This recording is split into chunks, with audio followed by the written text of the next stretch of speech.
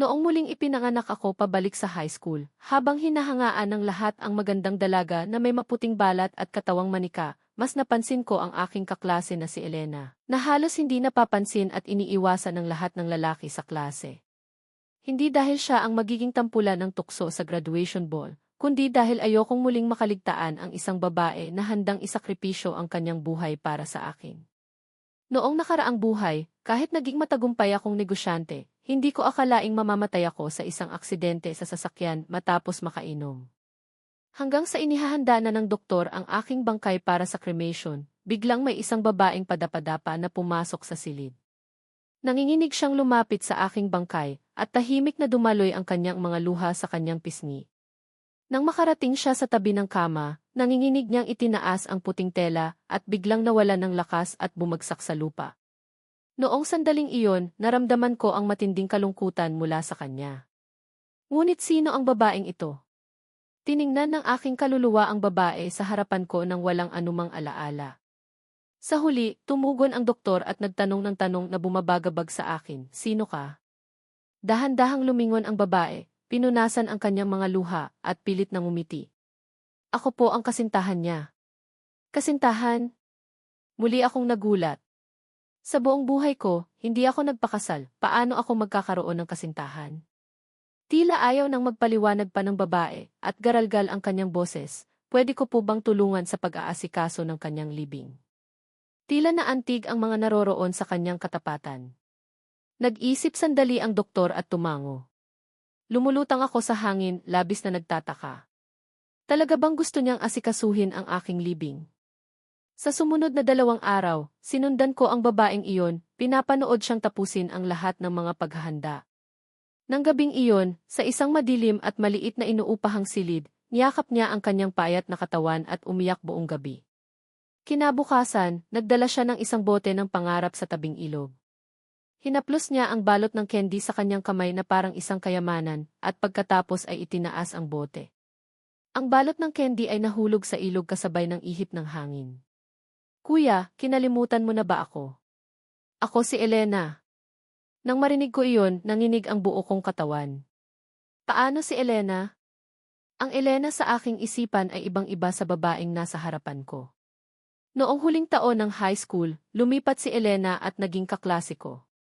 Dahil sa kanyang payat na pangangatawan at mahiyain na pag-ugali, itinuring siyang pangit na itik ng klase. Gayunpaman, abala lamang ako sa panliligaw kay Trina, ang muse ng campus.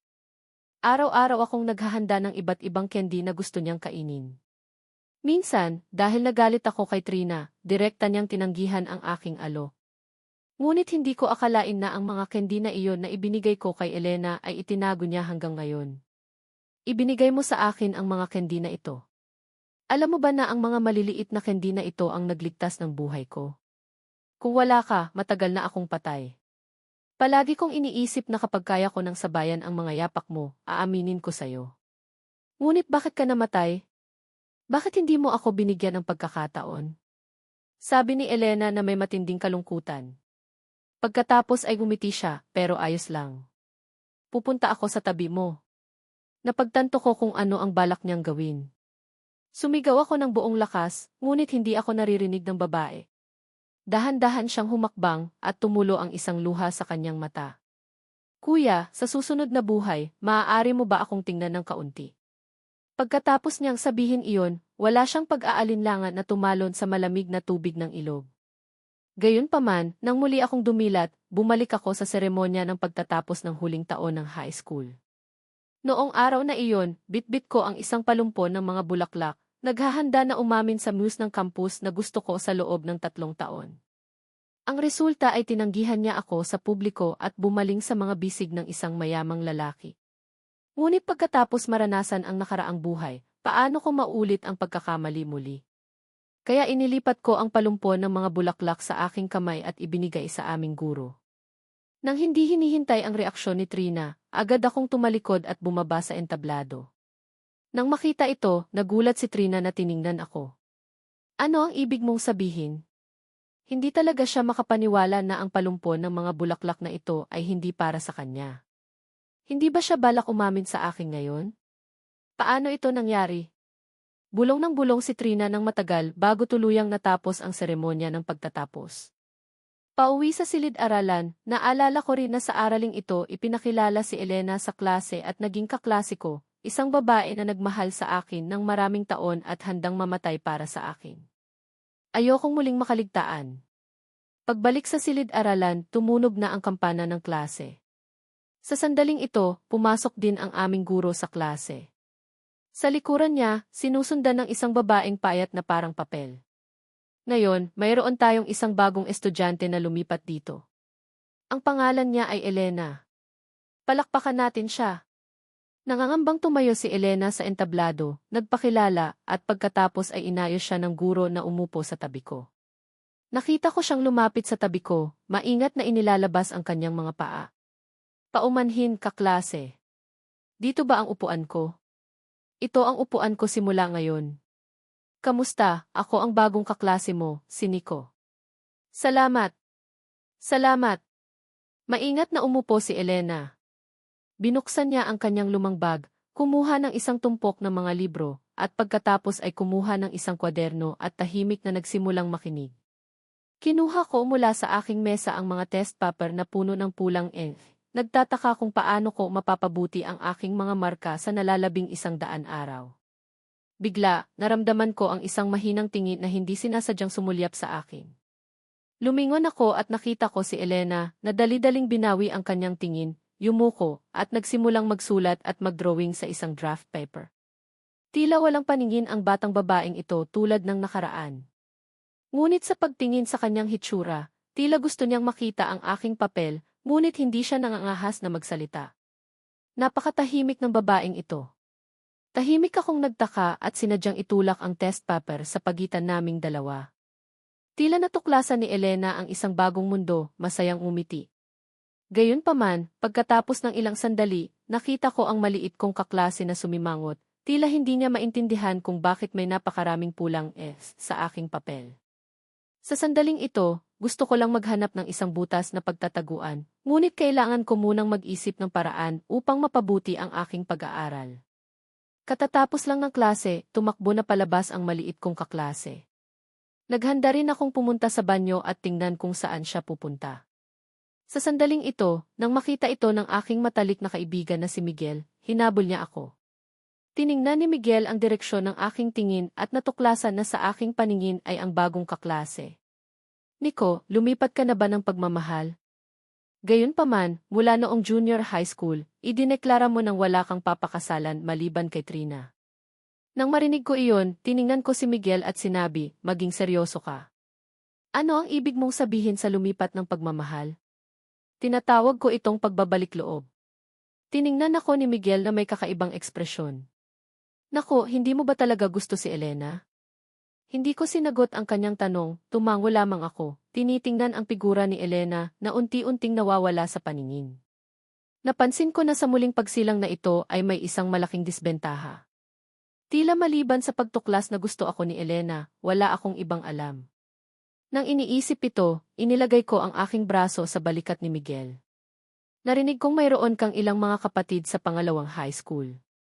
Tulungan mo ang kapatid mong ito. Anong bagay? Tulungan mo akong mag-imbestiga tungkol kay Elena. Lumipat siya mula sa pangalawang high school, ngunit bakit siya lumipat sa unang high school bago ang mga pagsusulit sa kolehiyo? Sa tingin ko kailangan kong malaman. Samantala, yumuko si Trina at naglakad papunta sa banyo, na mukhang nawala ng pag-asa. Nico, ano ba talaga ang nangyayari? Isang klase na ang nakalipas. Dapat magpaliwanag sa akin si Nico. Ano ang ginagawa ni Nico? Bakit hindi pa siya lumalabas? Habang nag-iisip, bigla niyang narinig ang boses ni Miguel. Itinaas ni Trina ang kanyang ulo at nakita si Miguel na nakatayo kasama ako. Direkta niyang binaliwala si Miguel at masayang tinawag ako, Nico. Binawi ko ang aking ngiti. Mag-usap kayo. Babalik na ako sa klase. Matapos ang muling pagsilang, ayokong magkaroon ng anumang kinalaman kay Trina. Tumayo si Trina sa lugar na puno ng hindi makapaniwala. Nico, anong nangyayari sa'yo? Ayos pa ba ako? Ngunit. Tila nagmamadali si Trina na sabihin ang isang bagay, ngunit narito pa rin si Miguel. Nang makita ko iyon, seryoso kong sinabi kay Trina, kung mayroon kang anumang sasabihin, sabihin mo. Hindi estranghero si Miguel. Nang makita niya ako, tila kinakabahan ang boses ni Trina. Nico, hindi mo ba balak na magpaliwanag sa akin? Bakit ibinigay mo kay Trina ang palumpon ng mga bulaklak kaninang umaga na malinaw na para sa akin? Nagulat akong tiningnan siya. Bakit ang lahat ng magagandang babae ay labis na nagmamahal sa sarili? Gayunpaman, hindi katakataka na ang mga salitang ito ay nanggaling sa bibig ni Trina. Sino ang nagsabi na ibinigay ko sa kanya? Ibinigay ko iyon sa mga guro. Malinaw na hindi naniniwala si Trina. Impossible. Hindi mo ba balak umamin sa akin? Paano mo nalaman na balak kong umamin sa'yo? Sinabi ko ba sa'yo dati? Dati ay umaamin ka sa akin bawat linggo. 2 linggo na ngayon. Kaya ano? Kaya sa pagkakataong ito binabalak mong umamin sa akin, tama ba? Trina, sa tingin ko ay hindi dapat mag-overthink ang mga tao. Gusto kita noon pero hindi na ngayon. Hindi na rin ako aamin mula ngayon. Mula ngayon, kanya-kanya na tayo ng daan. Paalam. Pagkatapos kong magsalita, hinila ko si Miguel papunta sa silid-aralan. Nakatayo si Trina sa lugar na puno ng hindi makapaniwala. Pagpasok ko sa silid-aralan, nakita ko na ang maliit kong kaklase ay nakabalik na sa kanyang upuan. Agad rin akong bumalik sa aking upuan at naghanda para sa klase. Naguguluhang tiningnan ni Elena ang kanyang mga kaibigan na kumukuha ng mga test paper. Tila hindi niya alam kung ano ang gagawin. Nang makita ako, hindi niya sinasadyang umatras ng kaunti. Ang lahat ng kanyang naiisip ay ang mga salitang hindi sinasadyang narinig niya sa banyo kanina. Bakit inilagay ng guro ang estudyanteng lumipat sa tabi ni Nico? Si Nico ay isang gangster sa paaralan. Lahat ng kanyang mga dating kaklase ay binuli at tumakbo palayo. Medyo magulo ang utak ni Elena. Ganoon ba kasama ang bagong kaklase?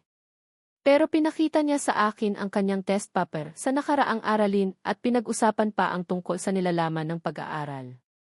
Nang iniisip ito, nakaramdam ng takot si Elena. Hindi ba dapat ay binubuli siya? Sa kanyang lumang paaralan, binubuli rin siya ng kanyang mga kaibigan sa paaralan tulad nito.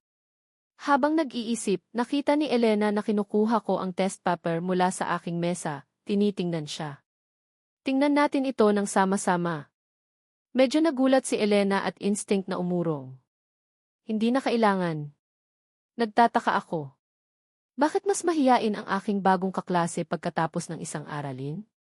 Sa huli, nanaig ang determinasyon na mag-aral sa kanyang takot. Maingat siyang lumapit sa akin. Bago pa man niya makita ang anumang mga salita, nakita niyang binawi ko ng mabilis ang test paper. Sige, pero mayroon akong isang kondisyon. Natigilan si Elena. Hindi ba niya sinabi na gusto niyang tingnan ito ng sama-sama kanina? Sa isipan ni Elena, mabilis na nag-flash ang hindi mabilang na eksena na binubuli. Nag-aalala niyang ipinikit ang kanyang mga mata. Hindi ko natitingnan. Inilabas ko ang ilang candy mula sa aking kamay. Tulungan mo akong itapon ang mga candy na ito sa basurahan sa tabi mo. Bulalas ni Elena sa gulat na tila hindi makapaniwala. Itapon? Tama. Iyon lang. Tama. Marami akong dinala ngayon, hindi ko maubos. Nagtatakang tiningnan ako ni Elena na nakitang tila wala akong ibang motibo. Muli siyang yumuko at tiningnan ang ilang candy, hindi maiwasang paalalahanan, pero ayos pa ang mga candy na ito, masyadong nasasayang. Gayunpaman, ito mismo ang linya na hinihintay ko. Sa nakaraang buhay, sa araw na ito ko ibinigay ang mga candy na ito kay Elena. Noon, pagkatapos tanggihan ang pagtatapat sa seremonya ng pagtatapos ni Trina, hindi ako pinansi ni Trina buong umaga. Siyempre, walang gustong kumuha ng mga candy sa aking bulsa. Sa sandaling iyon, nagalit ako sa aking puso. Hanggat hinahawakan ko ang candy, naalala ko ang eksena kung saan tinanggihan ako ni Trina. Kaya inilabas ko ang lahat ng candy at naghanda na itapon ang mga ito. Sa sandaling lumapit ako sa basurahan, narinig ko ang unang pangungusap mula kay Elena na simula nang magkakilala kami, kaklase, hindi dapat mag-aksaya. Pinigilan ako, kaya direktang itinapon ko ang candy sa kanya. Kung gayon, tulungan mo akong harapin ang mga ito. Pagkatapos ay tumakas kami ni Miguel sa klase para maglaro. Kaya hindi ko alam kung bakit iniligtas ng mga candy na ito ang buhay ni Elena, ngunit dahil ito ay isang buhay na nailigtas, dapat na napakahalaga nito sa aking kaklase. Sa buhay na ito, maaari ko lang humanap ng dahilan para ibigay ang candy sa kanya. Kung gayon, kainin mo ang mga ito. Kainin? Ayoko nang kainin pa ang mga ito. Hindi mo hahayaang itapon ko ang mga ito, kaya hindi mo rin kakainin ang mga ito. Maingat na inilagay ni Elena ang candy sa kanyang mesa. Nakakamit na ang layunin, hindi ko na siya ginulo at nagsimulang mag-aral. Mabilis na lumipas ang umaga. Katatapos lang ng klase, binabalak na akong hilahin ni Miguel papunta sa kantina. Gayunpaman, pagkalipas lang ng ilang hakbang, natuklasan kong hindi gumalaw si Elena. Wala pa man siyang balak na kunin ang kanyang lunchbox, yumuko lang siya at naglalaro ng kanyang mga libro. Tanong ko sa aking kaklase, hindi ka ba kakain? Nagulat si Elena nang itaas niya ang kanyang ulo. Mamaya pa ako kakain. Sige, mauna na ako. Hindi ako nagbigay ng maraming pansin sa aking kaklase. Gayunpaman, dahil napakatahimik niya, ang pagsasalita ay nakakatakot pa. Siguro ayaw niyang kumain kapag maraming tao at mas gusto niya ang pag-iisa. Maghintay hanggang sa maging pamilyar na ako sa kanya, dadalhin ko siya. Sa paghimok ni Miguel, dumiretso ako sa kantina. Habang kumakain, mabilis na nagkaroon si Miguel ng mga resulta tungkol sa bagay na hiniling ko sa kanya. Sa puntong ito, naging interesado si Miguel. Nakakaawa si Elena. Narinig kong sinasabi ng isang estudyante na si Elena ay isang mahusay na estudyante sa kanilang paaralan, ngunit ang kanyang kalagayan sa pamilya ay napakahirap. Napakahirap na hindi niya kayang bayaran ang tuition fee. Minsan, wala siyang makain. Ngunit medyo mahiyain siya, kaya kadalasang nangyayari ang pambubuli sa paaralan. Kaya madalas na binubuli si Elena. Pagkatapos, hindi na niya matiis at tumigil sa pag-aaral. Sa tulong ng kanyang guro, lumipat siya sa aming paaralan. Pagkarinig ko, sumimangot lang ako. Mahirap na estudyante na binubuli. Nakatira siya sa isang liblib na nayon sa bundok. Sinasabing patay na ang kanyang mga magulang. Pinalaki siya ng kanyang lola at lolo. Hindi pa nagtatagal bago mag-aral, umakyat sa bundok ang kanyang lolo upang mangolekta ng mga halamang gamot para ibenta para kumita ng pera. Ang resulta ay nahulog siya at nabali ang kanyang binti. Naputol din ang tanging mapagkukunan ng kita ng pamilya. Tumayo ako at lumabas. Nagulat si Miguel. Nico, saan ka pupunta? Maghintay ka sa akin dito. Babalik ako agad. Lumabas ako sa kantina at dumiretso sa silid-aralan. Sa likod na pinto, lihim akong sumilip sa loob. Sa isang tingin lang, nakita ko si Elena na nakaupo roon na hindi gumagalaw. Naglalaro siya ng isang bagay gamit ang kanyang mga kamay. Nang tiningnan kong mabuti, natuklasan ko na iyon ay ang ilang candy. Hindi kaya balak niyang gawing pagkain ito. Habang nag-iisip, nakita ko si Elena na tumayo at naghanda na lumabas, ngunit 2 hakbang pa lang ang kanyang nagawa nang bumigay ang kanyang mga paa at halos mapaupo siya. Ang aking maliit na kaklase ay humawak sa mesa at umupo sa aking upuan. Hinawakan niya ang kanyang ulo ng mahina, marahil ay gusto niyang pakalmahin ang kanyang pagkahilo. Binabalak kong sumugod, ngunit mahigpit kong kinuyom ang aking kamao. Sa sandaling ito, sa wakas ay naunawaan ko ang kahulugan ng sinabi ni Elena na iniligtas ng mga candy na ito ang kanyang buhay. Ang kanyang kasalukuyang hitsura ay malinaw na dahil sa hindi pagkain sa mahabang panahon na nagreresulta sa malnutrisyon na nagreresulta sa hypoglycemia. Payat siya dahil sa kadahilanang ito.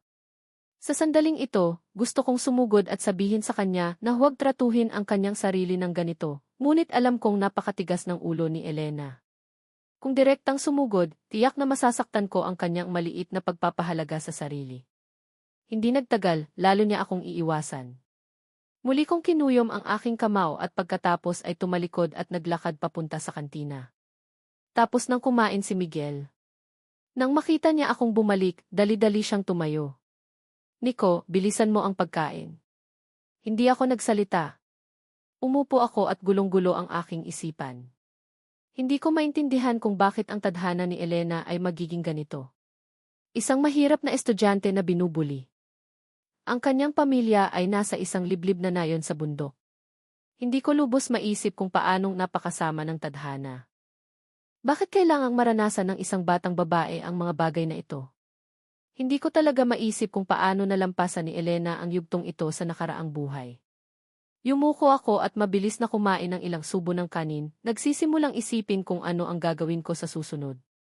Pagkatapos kumain, tumayo ako at naglakad papunta sa counter ng pagkain.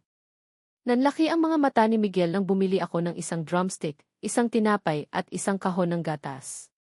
Agad siyang nagulat. Nico, hindi ka pa rin ba tapos? Lumingon ako at tiningnan siya. Miguel, tulungan mo ako. Sa sandaling ito, nakaupo na si Elena ng ilang sandali. Unti-unti niyang naramdaman na humuhupa ang kanyang pagkahilo. Ngayon ang unang araw niya sa unang high school. Kahit na nangako ang guro na tutulungan siya na bawasan ang tuition fee at humiling ng scholarship, ilang araw pa bago magkaroon ng resulta. Mayroon na lang siyang ₱0 na ibinigay ng kanyang lola noong umalis siya. Hindi niya alam kung gaano katagal siyang makakatiis, kaya itinakda ni Elena ang kanyang sarili ng isang layunin. Mula ngayon hanggang sa makakuha siya ng scholarship, isang beses lang siya kakain bawat araw. Nadama niyang makakayanan niya, kaya hindi siya kumain ngayong tanghalian. Ngunit hindi niya akalain na magkakaroon siya ng hypoglycemia. Mabuti na lang at mayroong candy ang kanyang katabi. Sinabi ng kanyang katabi na ang mga candy na ito ay makakatulong sa pagpapabuti ng kanyang hypoglycemia. Hindi niya maiwasang kumain ng isa. Tunay na nakatulong ito. Ang kanyang katabi ay medyo mapag-aksaya, ngunit tila hindi kasing sama ng sinabi ng mga tao. Bukod dito, nailigtas ng mga candy na ito ang kanyang buhay. Anong klaseng tao ang katabi niya?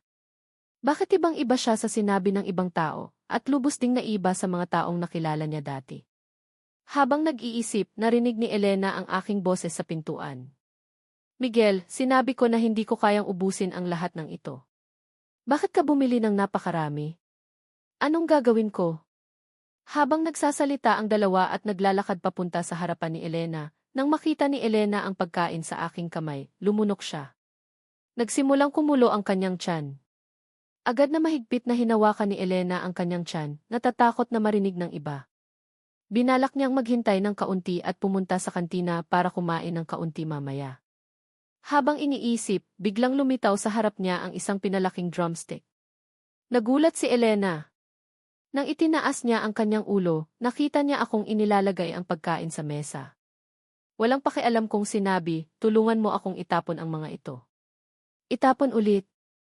Hindi ko pa rin kayang ubusin ang lahat ng ito. Nag-alinlangan si Elena. Gusto niya akong payuhan na itago para sa susunod na kainan, ngunit paano kakainin ng mga taong ito na may magandang kondisyon sa pamumuhay ang mga bagay na nakatago? Habang hindi niya alam kung ano ang gagawin, narinig niyang sinasabi ko, kung sa tingin mo ay sayang, kainin mo na lang ang mga ito. Hindi ko talaga kayang ubusin ang mga ito. Alam ng aking ama na lagi kong tinatapon ang pagkain. Pababayaan niya ako. Nagulat si Elena nang itinaas niya ang kanyang ulo. Hindi maaari. Bakit hindi? Tratuhin mo na lang ito na tinutulungan mo akong gumawa ng isang bagay. Kung alam ng aking ama na lagi kong tinatapon ang pagkain, papagalitan niya ako. Bago pa matapos ni Elena ang pagsasalita, mabilis kong pinunit ang packaging at inilagay ang tinapay sa kanyang harapan. Huwag nang mag-alinlangan. Kainin mo na. Agad na nanlaki ang mga mata ni Elena. Hindi niya makapaniwalang tiningnan ako. Nagpasalamat siya sa kanyang katabi. Inalis niya ang tinapay mula sa kanyang bibig, alam na hindi na niya ito maibabalik. Dali-daling yumuko si Elena, para hindi makita ng iba ang kanyang mukha na namumula. Ikaw ang dapat magpasalamat. Pagkatapos kong magsalita, pinisil ko ang kanyang pisngi at nakakatawang binawi ang aking kamay. Nagulat si Elena. Kinuha niya ang tinapay mula sa kanyang bibig, alam na hindi na niya maibabalik. Dali-daling yumuko si Elena, para hindi makita ng iba ang kanyang mukha na namumula. Nagsimula siyang kumagat ng tinapay. Naramdaman ni Elena ang walang kapantay na kasiyahan. Nang makita ko siyang kumain ng may pagkaabala, hindi ko maiwasang ngumiti. Nang makita ko siyang kumain ng seryoso, kinuha ko ang aking test paper na tiningnan ko nang hindi nag-aaral. May 100 araw na lang bago ang mga pagsusulit sa kolehiyo. Pagkatapos kong tumingin ng ilang sandali, binalak kong tingnan kung tapos na bang kumain ang katabi ko. Nang lingunin ko siya, nakita ko si Elena na maingat na tinatago ang drumstick at gatas. Hindi kaya binabalak ng batang babaeng ito na itago para kainin mamaya? Paano ko hahayaang mangyari iyon? Sinadya kong bumili ng masustansyang pagkain upang mapabuti ang kalusugan niya. Kaklase. Nagulat si Elena nang itinatago niya ang drumstick. Hindi ba masarap ang drumstick? Hindi ba masarap? Masarap, napakasarap. Kung gayon, bakit hindi mo pa rin kinakain? Nang makita ko si Elena na nag-aalangan, sinabi ko muli, bilisan mo ang pagkain. Kinailangan lang ni Elena na kunin ang drumstick at dahan-dahang kumain ng maliliit na kagat. Sinadya kong binuksan ang kahon ng gatas sa tabi ni Elena. Narito, uminom ng kaunti para hindi ka mabulunan. Tinanggap ni Elena ang gatas at uminom. Tiningnan ko ang cute na mukha niya na may mga pisngi na namamaga at mumiti ng may kasiyahan. Kailangang sabihin, ang katabi ko ay napaka-cute. Nakakahiyang payat siya. Kung tumaba siya ng kaunti, siguradong magiging napakagandang babae siya na mas maganda pa kaysa kay Trina. Pagkatapos, nag-focus akong muli sa aking pag-aaral. Ngunit ngayon ay hindi ko maintindihan ang malaking tanong sa dulo ng test paper. Hindi ko alam kung ano ang gagawin. Narinig ko ang katabi ko na mahinang nagsasalita, ang tanong na ito ay dapat lutasin sa ganitong paraan. Kinuha niya ang kanyang panulat, kumuha ng isang piraso ng papel, at seryosong isinulat ang sagot. Nang tiningnan ko ang mukha ng katabi ko, hindi ko maiwasang ngumiti. Walang nakakaalam kung gaano kaganda ang mukha sa ilalim ng makapal na buhok. Napansin ni Elena na tinitingnan ko siya. Medyo namula ang kanyang mukha. Pinapanood mo ba akong magtrabaho? Ah, tama. Pinapanood kitang nagtatrabaho. Ipagpatuloy mo lang. Hindi ko inalis ang aking tingin sa mukha ni Elena. Medyo kumalma ang isip ni Elena. Patuloy niyang isinulat ang sagot ng may pagkaabala. Pagkatapos isulat, ibinigay ni Elena sa akin ang papel at mahinang sinabi, tingnan mo, kung hindi mo maintindihan, tanungin mo ako. Tumango ako at kinuha. Sige, kumain ka lang. Ngunit sa sandaling nagdikit ang aming mga daliri, natakot si Elena, binawi ang kanyang kamay at yumuko, hindi nangangahas na tiningnan ako muli. Mabilis na tumibok ang puso ni Elena. Nadama niyang nababaliw na siya. Anong nangyayari? Ngayon ay hindi lamang pinisil ng kanyang katabi ang kanyang pisngi, ngunit hinawakan din niya ang kanyang kamay. Kahit na wala siyang intensyon, hindi pa siya nahahawakan ng kahit sino sa ganitong paraan. Namula ang mukha ni Elena na gusto niyang hanapin ang isang butas para pagtataguan. Mabilis na nagsimula ang klase sa hapon.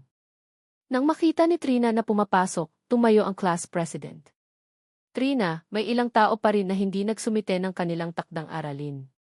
Si Trina ay may ugali na parusahan ang mga hindi nagsumite ng kanilang takdang aralin sa pamamagitan ng pagpapatayo sa kanila sa labas ng pasilyo at pagkokopya ng 10 beses. Hindi sila pinapayagang kumain hanggang sa matapos nilang kopyahin ang lahat. Si Trina ay nag-aayos ng mga test paper sa plataporma at sinabi, sino ang hindi nagsumite? Sila si A, B, at Sue sa likod. Itinulak ni Trina ang kanyang salamin. Napakalalim ng kanyang impresyon sa akin ngayon. Sa loob ng ilang sandali, hindi niya narinig ang mga pangalan ng ibang tao. Nico, Miguel, nagawa mo na ba ang iyong takdang aralin? Kung hindi, kopyahin ang 10 beses sa labas ng pintuan. Tahimik akong tumayo, iniisip kung paano haharapin ang sitwasyong ito. Sa tabi ko, nagtatakang tiningnan ako ni Elena. Hindi rin ba gustong gumawa ng takdang aralin ang kanyang katabi? Ngunit hindi ba napakalala na kopyahin ang 10 beses bilang parusa? Habang iniisip iyon, hindi alam ni Elena kung paano ito nangyari, ngunit nakita niya ang kanyang sarili na nahihiyang itinataas ang kanyang kamay. Trina. Huminto rin ang tingin ni Trina sa kanya. Naging mas malambot ang kanyang boses. Elena, anong problema? Mahinang tumayo si Elena. Iyon, kung alam na nila kung paano gawin ang mga takdang aralin, kailangan pa bang parusahan silang tumayo? Pagkatapos niyang magsalita, ibinaba niya ang kanyang ulo. Pagkatapos ng lahat, hindi pa siya sanay na tumayo sa mga sitwasyong tulad nito. Pakiramdam niya ay tinitingnan siya ng lahat. Nagtatakang tiningnan ko siya at ngumiti.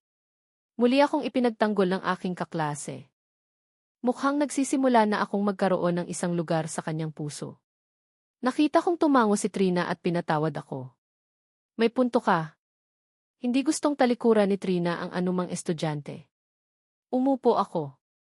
Bigla kong naisip na biruin siya. Kaklase, salamat kanina. Marahil ay napagtanto ni Elena na papalapit ako sa kanya. Medyo namula ang kanyang mukha. Walang anuman. Tinulungan mo rin ako. Kung wala ang mga candy at pagkain na iyon, baka nahimatay na ako ngayon. Maaaring nawalan pa ako ng buhay. Puno ng pasasalamat ang puso ni Elena. Magaan akong tumawa. Kung gayon, maaari tayong tulungan sa hinaharap. CJ. Ibinaba ni Elena ang kanyang ulo. Hindi niya maintindihan kung bakit pakiramdam niya na papalapit ako. Malinaw na mayroong napakaraming puwang sa kabilang panig. Bakit kailangan niyang lumipat sa mas malapit? Hindi kaya dahil ang isang upuan ay hindi sapat?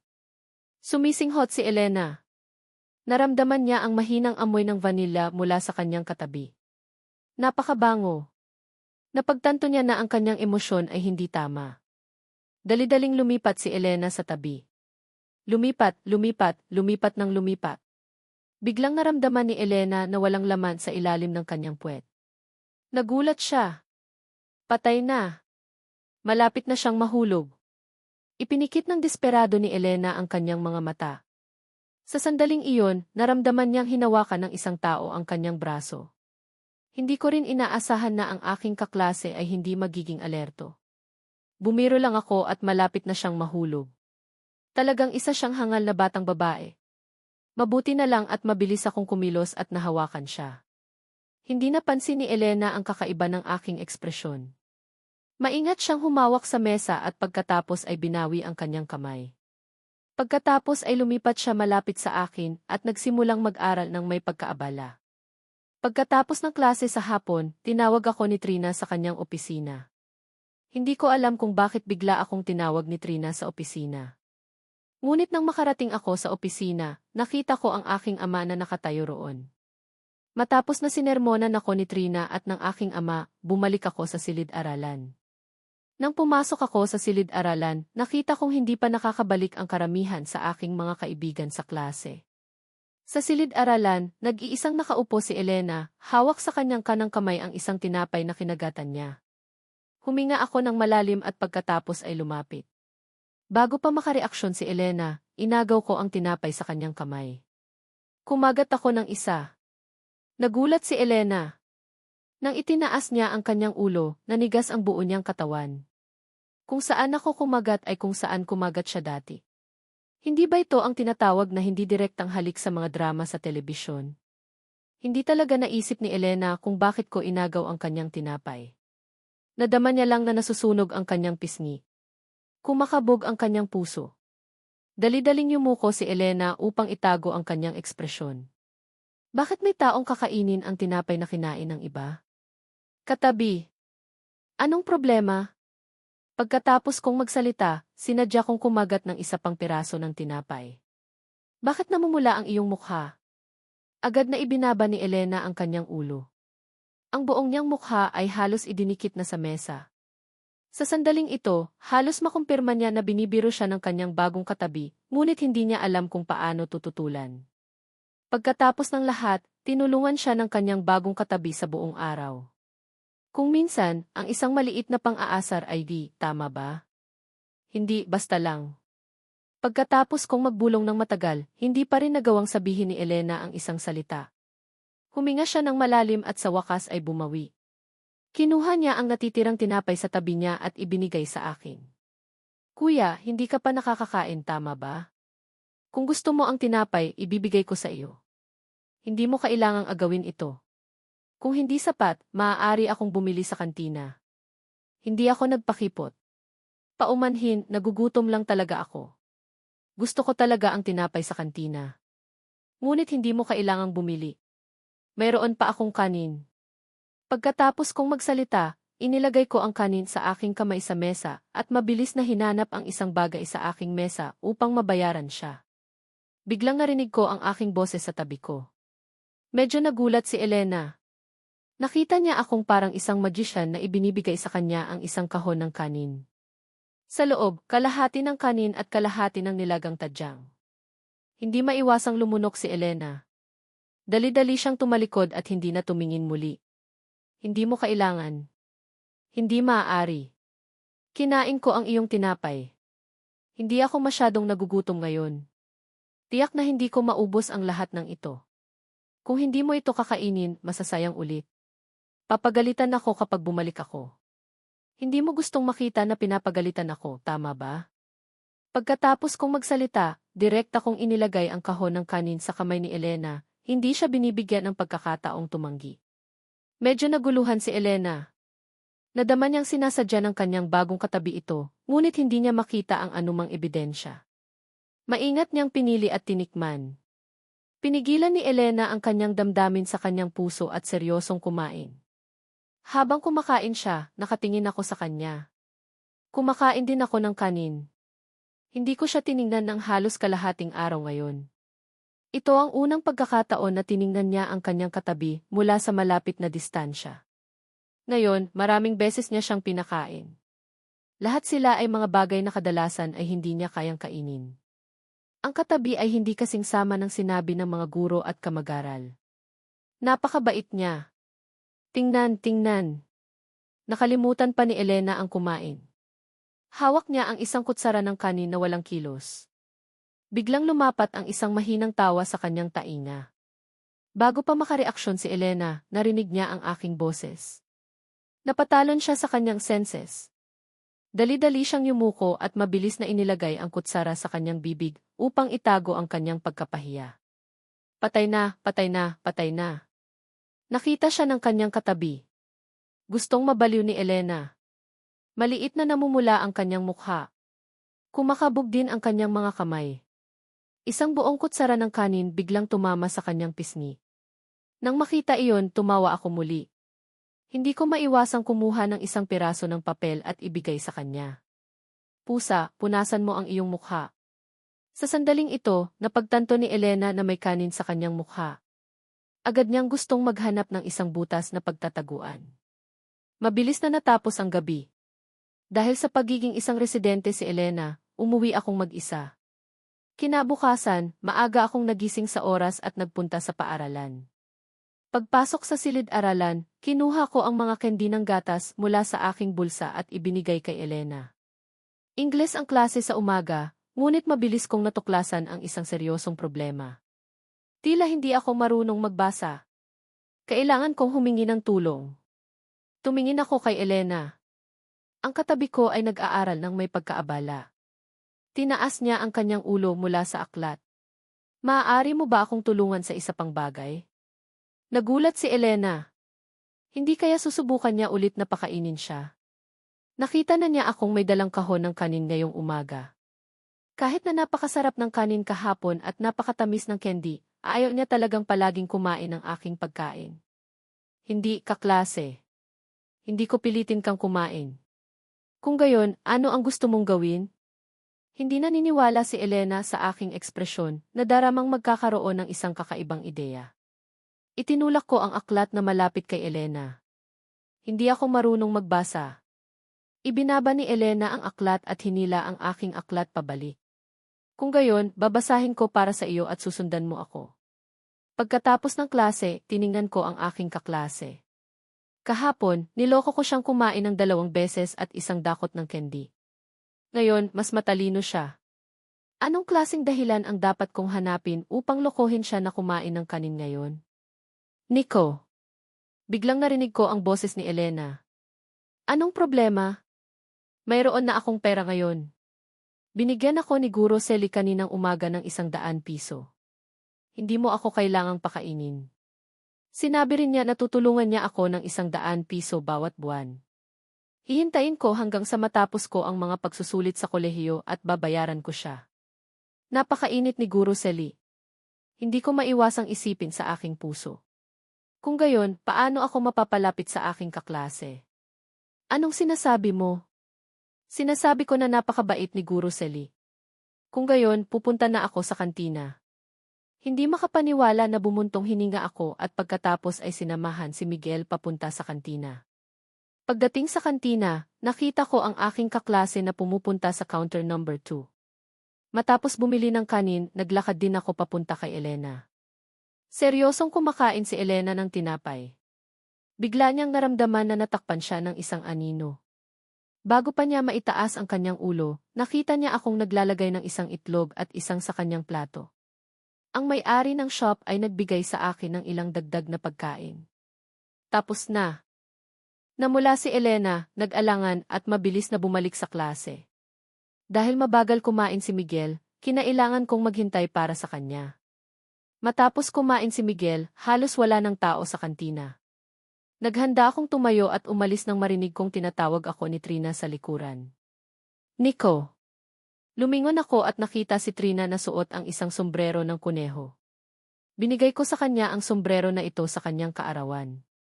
Hindi pa ito sinusuot ni Trina, ngunit bakit niya ito sinuot ngayon? Anong problema? Hindi naghintay sa akin na sumagot, patuloy niyang sinabi, kumakain ka ng kanin kasama ang isang babae kanina, tama ba? Bakit ka ganito, Nico? Napakabata pa nito. Sa tingin mo ba na makikita mo ang ibang babae para inisin ako at papansinin kita? Huwag mo na akong pangarapin. Patuloy ka lang sa ginagawa mo. Hindi na kita papansinin. Hindi ko maintindihan si Trina. Kahapon, una, ibinigay ni Nico sa ibang tao ang rosas na dapat ay ibibigay sa kanya, at pagkatapos ay sinabi niya ang mga salitang iyon. Ngayon, bakit hindi pa rin siya humihingi ng paumanhin? Hindi lang ba siya hindi sumang-ayon sa lahat ng mga pagtatapat niya dati? Sa huling pagkakataon, hindi pa nga siya umaamin. Anong gusto talagang gawin ni Nico? Gusto ba niyang tingnan kung ibababa niya ang kanyang ulo? Sa kanyang pinakamataas na mukha at sa maraming batang lalaki na gusto siya sa paaralan, paano niya maibababa ang kanyang ulo sa isang batang lalaki na gusto siya? Sa wakas ay naunawaan ko ang kahulugan sa mga salita ni Trina. Tandaan mo ang mga salitang sinabi mo ngayon. Huwag mong kalimutan. Pagkatapos kong magsalita, tumalikod. Naglakad siya palayo ng walang pag-aalinlangan. Galit na tinanggal ni Trina ang sombrero sa kanyang ulo at ibinato sa akin, pagkatapos ay tinitigan ako sa likod. Nang makita ni Trina na hindi ako lumingon, medyo natakot siya. Nico, ikaw na walang kwenta. Sa tabi niya, si Lika ay kumakain kasama siya. Tila nag-aalala siya. Nakita ni Lika si Trina na maingat na umupo at pinulot ang sombrero na ibinato niya. Kinislapan ni Lika ang kanyang mga mata at walang sinabi. Ibang-iba si Trina ngayon kaysa noon. Nagustuhan na kaya niya si Nico. Ang pangalawang klase sa umaga ay klase sa panitikan ni Guro Liwayway. May 5 minuto pa bago matapos ang klase. Huminto si Guro Liwayway sa pagtuturo, pagkatapos ay tinalakay sandali ang pagpapangkat. 4 na tao sa isang grupo. Hindi nakakagulat na napangkat ako kasama si Elena. Ang 2 natitirang tao ay ang aking matalik na kaibigan na si Miguel, at isang babae sa klase, si Kiana. Ang dahilan kung bakit tinanggap ko si Kiana ay dahil napakayaman ng kanyang pamilya. Kung hindi ako nagkakamali, sa katapusan ng linggo ay magkakaroon ng isang outdoor gathering sa bahay ni Kiana para sa mga matatanda. Ito ay isang pagtitipon ng mga retiradong opisyal. Lahat ng lumahok ay dating mga mataas na ranggong pinuno. Hindi dapat palampasin ang pagkakataong ito para kumita ng pera. Siyempre, hindi lang iyon ang pinapansin ko. Si Kiana ay isang mabait at walang muwang na babae. Palagi siyang nakangiti at palaging masaya. Siya ay isang likas na optimistiko. Ganap na siyang naiiba kay Elena. Marahil ang personalidad na ito ay makakatulong upang mapabuti ang pagkatakot sa lipunan ni Elena. Dapat magkaroon ng sariling mga kaibigan ang maliit kong katabi. Pagkatapos, sinabi ko rin kay Kiana ang tungkol sa aking intensyon na pumunta sa kanyang bahay sa katapusan ng linggo. Sandaling nag-isip si Kiana, pagkatapos ay sumang-ayon din siya. Sa oras ng tanghalian, nakatayo ako sa kantina, hawak ang kahon ng kanin na may adobo. Naramdaman kong napakahirap nito. Sinisimulan ng kumain ng mag-isa ang katabi ko ngayon. Kung lalabas ako na may hawak na kahon ng kanin, tila medyo labis-labis. Habang hindi ko alam kung ano ang gagawin, nakita ko si Miguel na hawak ang kanyang kahon ng kanin, kumakaway sa akin. Mabilis kong ibinigay ang kahon ng kanin sa aking kamay kay Miguel. Hindi talaga nakita ni Miguel ang aking intensyon. Sa kanyang mga mata, tanging ang piraso ng adobo na biglang lumitaw sa kanyang kamay. Nakamit ko rin ang aking layunin na maupo sa harapan ni Elena at matagumpay na ibahagi ang piraso ng manok sa kanyang plato. Nag-aalangan si Elena. Nasaan ang iyong piraso ng manok? Inagaw ni Miguel. Nag-alinlangan si Elena sa aking sagot. Pinulot niya ang piraso ng manok sa kanyang plato. Pero tapos na akong kumain. Hindi ko kailangan ng manok. Alam ko, pero hindi ba't dapat tayong magtulungan?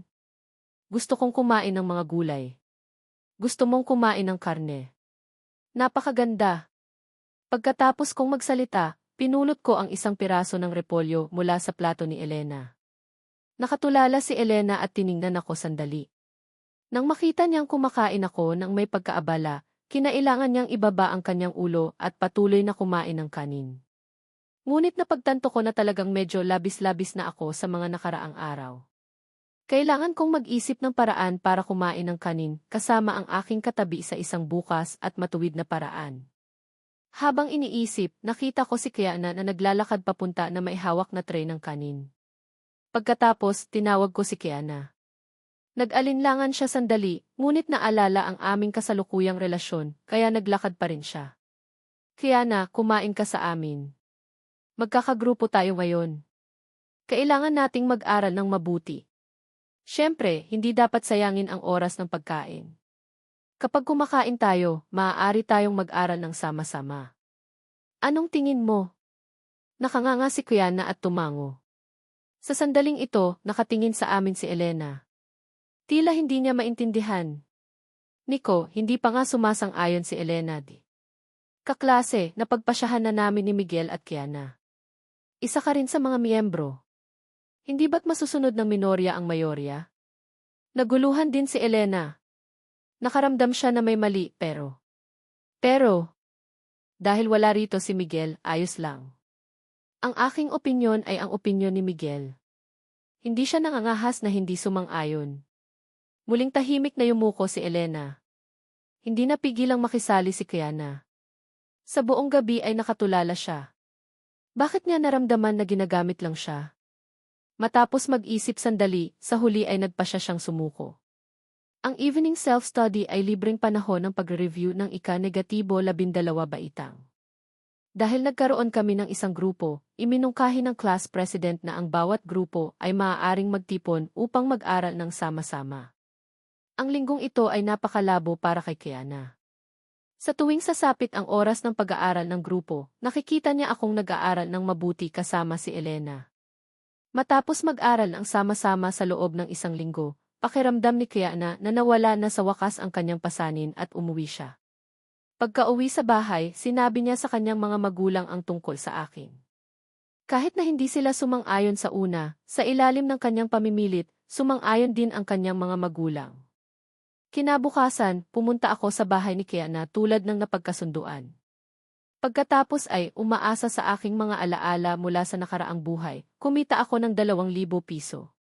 Kahit na tumulong lang ako sa ama ni Kiana na gawin ang isang maliit na bagay, ang 2,000 piso ay isang malaking halaga ng pera kumpara sa kanyang 400 piso bawat buwan na allowance. Sa tanghali, pumunta ako sa paaralan upang hanapin si Elena. Ang bahay niya ay malayo, kaya mananatili siya sa paaralan sa katapusan ng linggo. Tumayo ako sa ilalim ng dormitoryo ng mga babae at naghintay sandali. Sa wakas ay nakita ko ang isang kaklase. Sa nagulat na tingin ng kaklase, hiniling ko sa kanya na tawagin si Elena. Nang marinig ni Elena na hinahanap ko siya, dali-dali siyang nagdala ng sapatos at tumakbo. Pagkatapos tumakbo ng ilang sandali, dali-dali siyang bumalik upang kunin ang bag na inilagay niya sa tabi ng kanyang kama, pagkatapos ay tumakbo ulit palabas. Malamig sa labas. Kung maghintay ng matagal si Nico, magkakaroon siya ng sipon. Pinabilis ni Elena ang kanyang bilis. Nang lumabas si Elena, hindi niya ako nakita. Nakita niya lang sa kaliwa, ilang metro ang layo, maraming babae ang nakapaligid sa isang tao. Napakaraming tao, kaya hindi nakita ni Elena ang lalaki na napaliligiran. Ngunit medyo nagulat siya. Mayroon bang gwapo na lalaking mas gwapo pa kay Nico? Seryosong inalala ni Elena sa kanyang isipan ang hitsura ko. Naramdaman niya pa rin na maliban sa magulong buhok, walang mas gwapo kay Nico. kaya hindi siya nagbigay ng anumang pansin. Tumingin si Elena sa paligid. Nasaan si Nico? Hindi ba't sinabi niya na pupunta siya para hanapin siya? Habang nag-iisip, biglang naramdaman ni Elena na may naglalagay ng jacket sa kanyang balikat. Ito ang unang pagkakataon na nakakita si Elena ng isang malinis at gwapong lalaki. Tumitig siya sa kawalan at hindi niya alam kung gaano katagal. Naramdaman niya na may nagtatapik ng mahina sa kanyang ulo. Kasabay nito ay narinig niya ang isang mahinang tawa. Katabi, bakit ka napakahangal? Lumalabas ka nang hindi naglalagay ng jacket. Malamig. Sa sandaling ito, napagtanto ni Elena na tumakbo siya ng mabilis kaya hindi siya nakapaglagay ng jacket. Ang kilos ko kanina nang inilalagay ang jacket sa kanya ay naramdaman niyang humihinga sa kanyang mukha. Naramdaman niya na sasabog ang kanyang ulo. Mabilis siyang umatras, namumula ang mukha na parang mansanas. Hindi. Hindi ko kailangan. Hindi ako giniginaw. Pagkatapos niyang magsalita, nanginginig siya sa ginaw. Tunay na narinig niya ang isang tawa sa itaas. Huwag kang magbiro. Ilagay mo ng mabilis para hindi ka magkasipon mamaya. Ngayon, naramdaman lang ni Elena na ang mga nagbabagang tingin ay gustong sunugin siya. Lalong ibinaba niya ang kanyang ulo. Iyon, ilalagay ko ang jacket. Maghintay ka sandali. Naguguluhan siyang umalis sa aking mga bisig. Pagkatapos lang maglakad ng 2 hakbang, naalala niya ang isang bagay. Nagugulat siyang lumingon. Ito para sa iyo. Inabot niya sa akin ang bag na nasa kanyang kamay, pagkatapos ay tumakbo. Hindi niya napagtanto na ang aking jacket ay nasa balikat niya pa rin. Nang tiningnan ko ang tumatakbong batang babae, gusto kong tumawa ng kaunti. Yumuko ako at tiningnan ang pink bag na ibinigay sa akin ni Elena. Dahan-dahan kong binuksan ang bag sa loob ay isang scarf na kulay abo at puti. Maingat kong kinuha ang scarf at maingat na siniyasat. Ito ay scarf ng lalaki. Ginawa ba ng kaibigan kong tumabi ang scarf na ito para sa akin? Ang ganitong uri ng woolen scarf ay maaari lamang gawin ng kamay. Nangangahulugan ito na malamang na ginawa ito ng kamay ng katabi ko para sa akin. Mabilis na bumalik si Elena sa dormitoryo. Sumandal siya sa pintuan, humihingal. Gusto niyang mamatay sa sandali ng paghinga. Hindi maintindihan ni Elena kung anong nangyayari sa kanya. Kaya nagpagpag siya ng malakas sa kanyang dibdib upang paginhawahin ang kakaibang emosyon. Elena, bakit ka nakasuot ng damit ng lalaki? Hinila siya pabalik sa katotohanan ang boses ng kanyang kaibigan sa silid. Sa sandaling ito, napagtanto ni Elena na ang jacket ko ay nasa katawan niya pa rin. Natakot siyang tumawa. Ilalabas ko ito. Shati. Gusto niyang magpaliwanag, ngunit hindi niya alam kung saan magsisimula. Tiningnan siya ng kanyang kaibigan sa silid ng may implikasyon. Elena, hindi kaya may boyfriend ka na? Hindi. Agad na tinutulan ni Elena. Mas mataas ang boses niya kaysa kanina. Hindi naniwala ang kaibigan niya sa silid. Hindi siya binigyan ni Elena ng pagkakataong magtanong. Inilagay niya ang kanyang itim na jacket, pagkatapos ay lumabas. Ang jacket ko ay nasa kamay pa rin niya. Napagtanto niya ito. Pinabilis ni Elena ang kanyang bilis. Nang makarating siya sa tabi ko, napagtanto niya na tense pa rin siya. Pero ngayon ay wala na siyang pakialam sa pakiramdam na iyon. Nakita niya akong yakap ang scarf. Dali-dali siyang lumapit at ibinigay sa akin ang jacket. Bilisan mo, isuot mo ito. Bakit hindi ka nagsuot ng scarf? Makakatulong ito upang maiwasan ang sipon. Hindi ako giniginaw. Paano ka hindi giniginaw? Tingnan mo, namumula na ang mukha mo sa lamig. Habang nagsasalita si Elena, inilalagay niya ang scarf. Pagkatapos hintayin akong ilagay ang scarf, muling ibinigay ni Elena sa akin ang scarf. Hindi ko ito tinanggap. Tinitigan ko lang siya. Matapos siyang titigan ng mahabang panahon, nagsimula siyang mahiya. Iyon. Binigyan mo ako ng maraming pagkain at candy, kaya hindi ko alam kung anong kulang sa iyo, kaya naisip kong igawa ka ng scarf. Naisip ko ngayon ay umuulan ng nyebe at maaaring gamitin mo ito, ngunit hindi ko nagawang gawin. Tila tumigil na ang pag-ulan kahapon. Pagkatapos niyang sabihin ang mga salitang ito, hindi na nangahas si Elena na itaas pa ang kanyang ulo. Inabot niya ang scarf pasulong ng kaunti. Nico, gusto mo ba? Ngunit matapos maghintay ng mahabang panahon, nakita ni Elena na hindi ko pa rin kinukuha ang scarf. Medyo natakot siya. Siguro dahil nakalipas na ang taglamig, hindi ko na kailangan ang scarf. Kung iyon, tila medyo labis-labis ang kanyang regalo. Kung hindi ko kailangan kung gayon ako. Hindi pa niya natapos ang pagsasalita nang marinig niya akong nagsasalita. Sino ang nagsabi na hindi ko gusto? Dapat itaas ng taong nagbibigay ng regalo sa iba ang kanyang ulo. Nang marinig iyon, nakatangang itinaas ni Elena ang kanyang ulo. Nakita niya ang mga mata ng lalaki sa kanyang harapan na kumikislap. Pagkatapos ay narinig niya akong nagsasalita, ilagay mo sa akin. Natigilan si Elena. Naramdaman niyang hindi sapat ang kanyang utak sa sandaling ito upang tumugon. Sinabi kong ilagay mo sa akin. Hindi mo ba gustong ibigay sa akin ang scarf? Ngayon ay giniginaw ako. Tulungan mo akong ilagay. Inisip ni Elena na tututulan niya ang kanyang layunin, ngunit pinigilan ang mga salita. Hindi pa siya nakapagluluto ng scarf para sa kahit sino. Ang ganitong kilos ay masyadong matalik para sa kanya.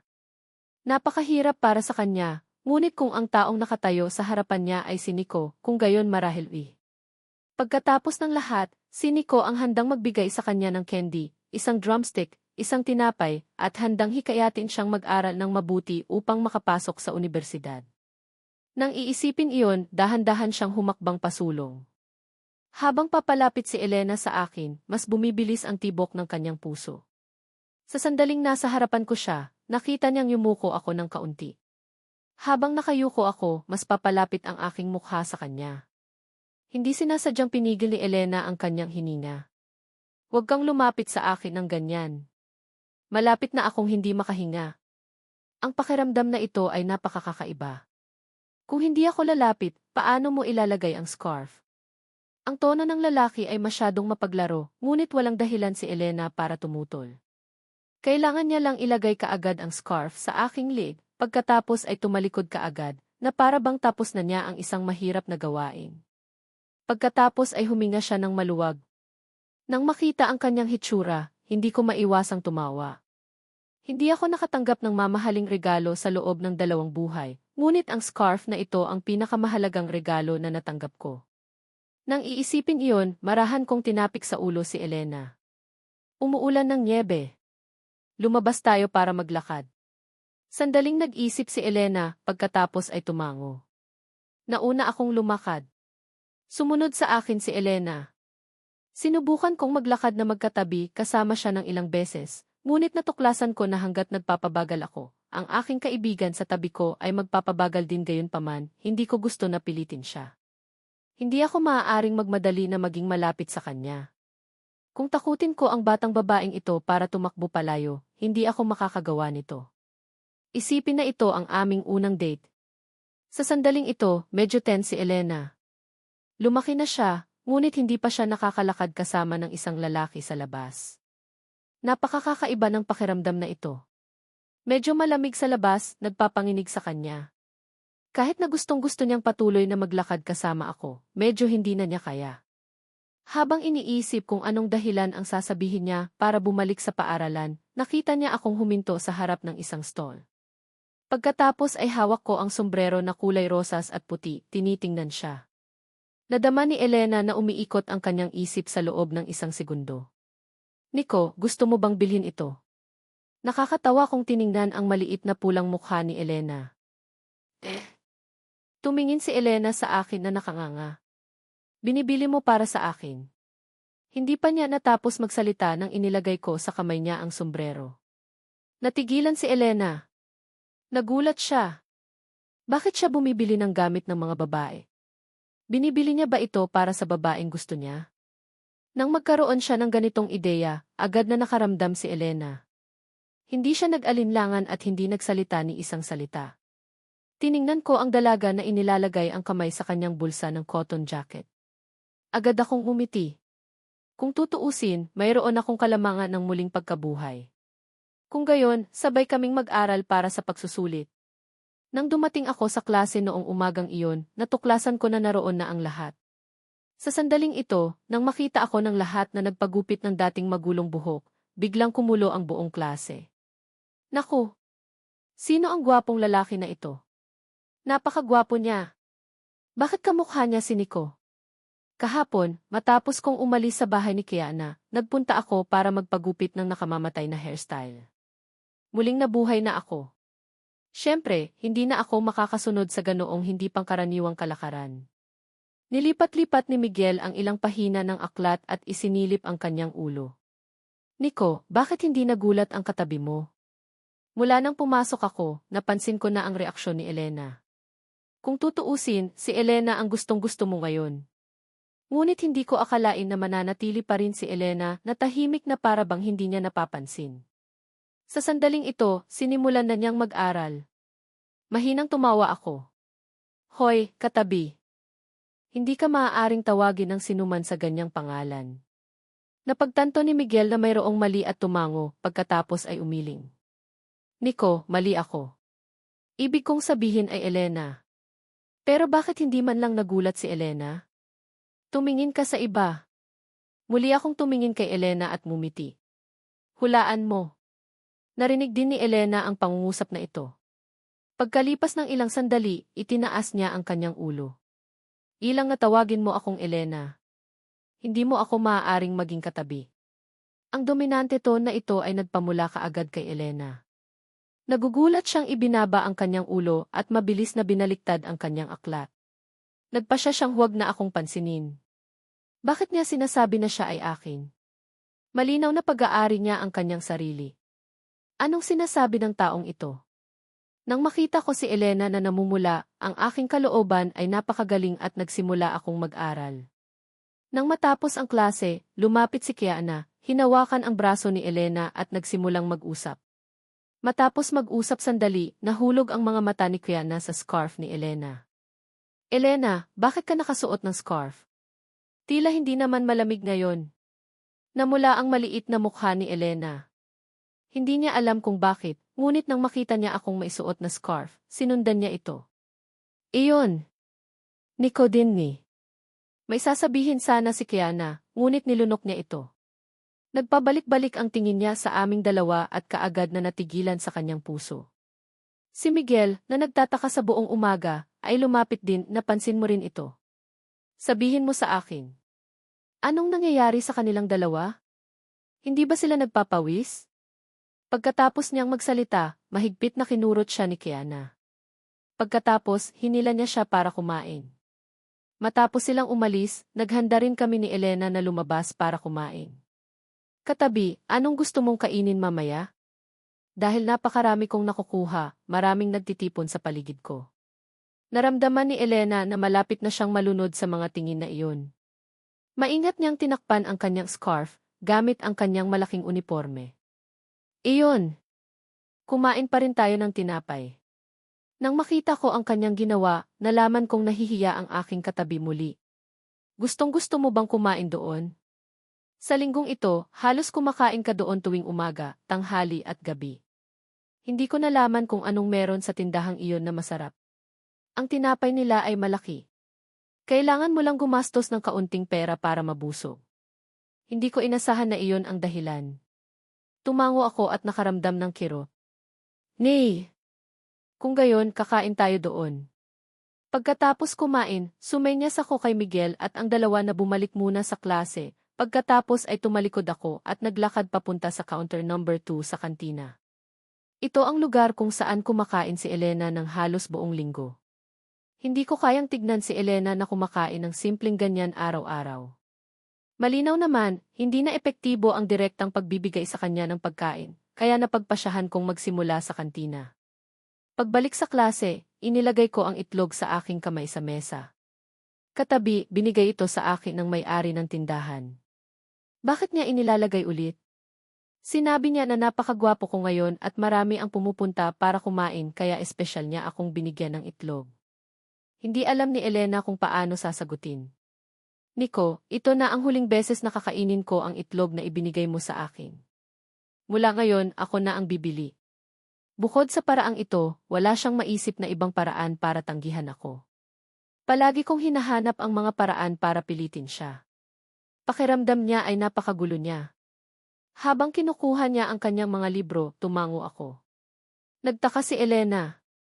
Bakit ako madaling kausap ngayong araw? Hindi kaya may iniisip na naman siya? Kailangan niyang maging maingat para hindi maloko. Sa tanghalian, muling magkakasama kaming apat. Iyon lang, hinila ni Kiana at Miguel papunta sa unahan. Nang dumating kami ni Elena, nakita naming nakatulala ang dalawa. Tiningnan ko ang kanilang tingin at natuklasan na mas maraming tao ngayon sa counter number 2. Lumunok si Kiana. Sa tabi, gustong-gusto ko talagang tikman ito. Sige, aalis ako para tikman ito. Miguel, tara. Sa sandaling ito, nakapagpasya na ang dalawa at mabilis na nakisali sa karamihan.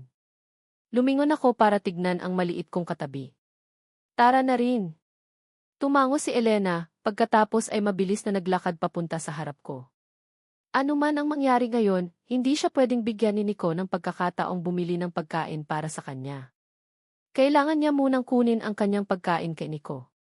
Magkuha siya ng mas marami hanggang sa hindi niya na ito maubos. Sa ganoong paraan, hindi siya magkakaroon ng dahilan para pakainin siya. Hindi ko rin siya pinigilan. Tumayo lang ako sa likod. Nang dumating si Elena para kumuha ng kanin, agad siyang nag-order ng maraming pagkain. Dinurog ni Elena ang kanyang puso dahil sa pera, ngunit binabantayan din ako mula sa likod. Hindi niya kayang hayaan si Nico na magbayad. Kahit gaano pa kamahal, kailangan niya itong bayaran. ₱1 lahat-lahat. Natigilan si Elena. Sa sobrang pagkain, kasama ang itlog at manok, dapat hindi bababa sa ₱6 pataas, kaya bakit ₱1 lang? Tiyo, nag-order din ako ng itlog at manok. Alam ko, ngunit libre ang mga itlog at manok. Humingi na ang paaralan ng tulong para sa iyo para bawasan ang iyong tuition fee. Mula ngayon, kapag kumakain ka sa tindahan ko, libre ang mga itlog at manok. Ang iba ay magbabayad. Sabi ni T.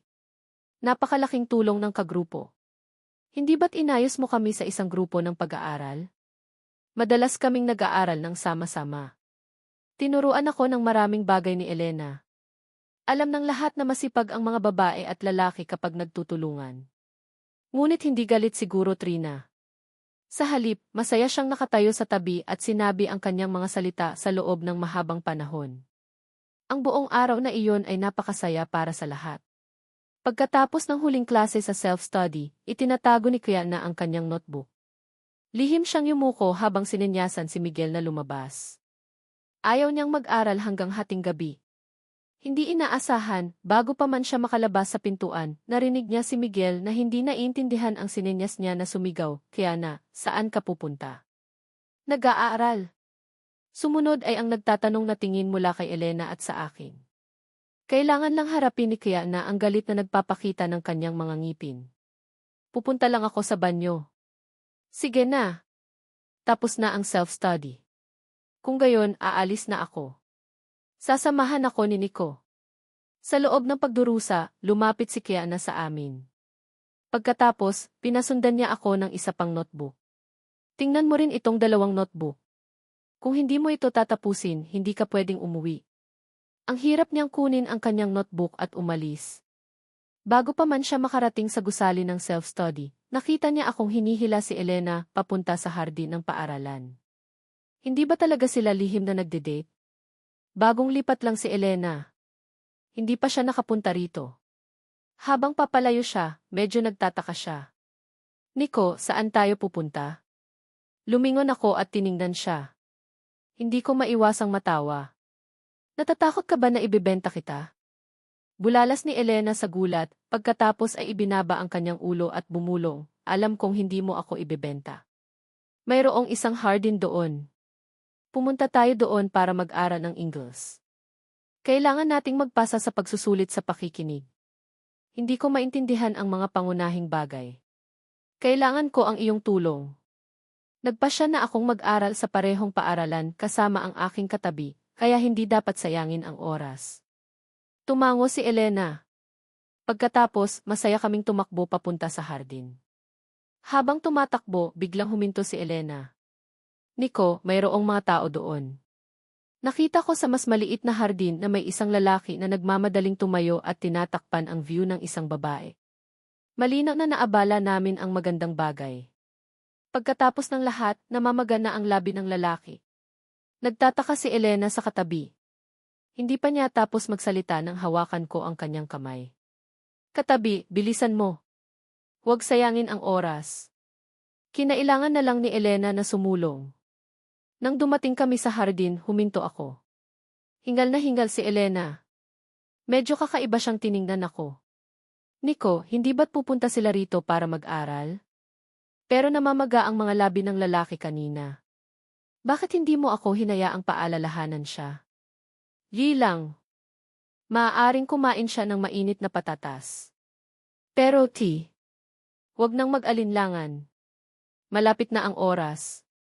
Matapos ang isang oras ay lumipas na, sa wakas ay nalutas ko na ang libu-libong tanong sa aking maliit na katabi. Binuksan ko ang aklat para mag-aral kasama si Elena. Kaaya-aya ang boses ni Elena kapag bumabasa. Ako ay nakinig na nalulunod ako rito. Hindi ko maiwasang tumingin sa mukha ni Elena. Si Elena ay nagbabasa pa rin ang bigla ko siyang pigilan. Hintay. Katabi, hindi ko narinig ng malinaw ang pangungusap na binabasa mo. Basahin mo muli. Tumango si Elena at tumingin sa seksyon sa itaas. Ngunit nang makita niya ang unang pangungusap, natigilan siya. Malinaw na nakasulat sa aklat na, mahal kita, Nico. Hindi makapaniwala si Elena na tatawagin niya ang aking pangalan. Ang salitang ito ay napakapopular. Ang pagbigkas din nito ay napakasimple, ngunit kung babasahin ito ng nag-iisa, gaano man katanga si Elena, malalaman niya ang kahulugan ng pangungusap na ito. Sinadya ba ito ni Nico? Ano? Anong problema? Napakahirap ba ng talatang ito? Hindi nakakagulat na hindi ko narinig kanina. Nang isipin ko ang mga nakalilitong marka ko sa Ingles, huminga ng maluwag si Elena.